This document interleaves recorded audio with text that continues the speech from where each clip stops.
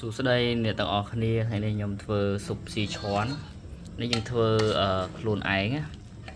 ពេលដែលទឹកពុះយ៉ាងមកយើងដាក់បន្លែឥឡូវទឹកចិត្តពុះហើយអញ្ចឹងទឹកស៊ុបស៊ីឈាន់អត់មានពិបាកអស់អ្នកទិញតែដុំស៊ីឈាន់មួយដុំឬពីរដុំទៅតាមចំណូលចិត្តឬក៏ទំហំនៃការធ្វើរបស់យើងច្រើនឬតិចហើយបន្ទាប់មកយើងដាក់នៅនេះខ្ញុំប្រើដុំស៊ុបពីរដុំដុំស៊ុបខ្នុរយើងធម្មតាហើយនឹងដុំស៊ីឈាន់អញ្ចឹងក្នុងនោះយើងមានផ្សិតម្ជុលហើយនេះគ្រឿងសាច់យើងបន្ថែមមានសាច់គោហើយនឹងបកាខ្ញុំដាក់បន្លែតកួនហើយក្នុងនោះខ្ញុំដាក់សាច់មាន់ខ្មៅដែរខ្ញុំចូលចិត្តហូបសាច់មាន់ខ្មៅមានស្ពៃតឿមានអីចឹងទៅអញ្ចឹងឥឡូវទឹកពុះហើយទឹកពុះយើងដាក់បន្លែនឹងចូលទៅបន្លែណារៀងរឹងយើងដាក់មុនណាបាទដាក់ចូលពេលវាពុះ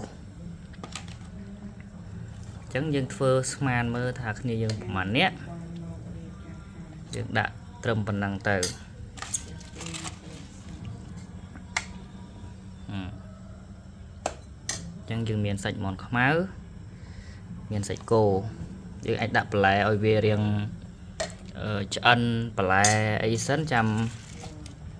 យើងដាក់សាច់ដាក់អីក្រោយក៏បានដែរ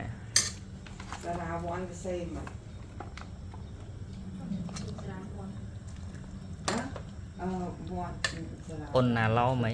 អូណាឡោមអូអសោ